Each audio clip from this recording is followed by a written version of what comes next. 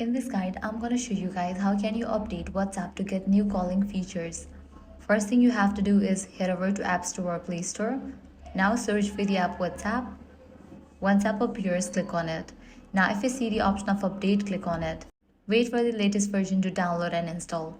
If you only see the option of open, it means you are already using the latest version available for your device. After updating WhatsApp, it's a good idea to make sure your phone is running the latest version. For that, navigate to settings. Now click on the option General. Click on Software Update.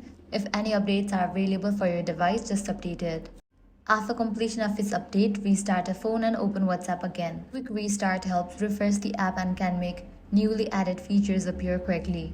If you are using WhatsApp on computer, update the WhatsApp desktop app or refresh WhatsApp web in your browser. New calling features may also require the latest version of the desktop app or a supported web browser. Also ensure you have stable internet connection. Connect to a reliable Wi-Fi network or use mobile data, then reopen WhatsApp.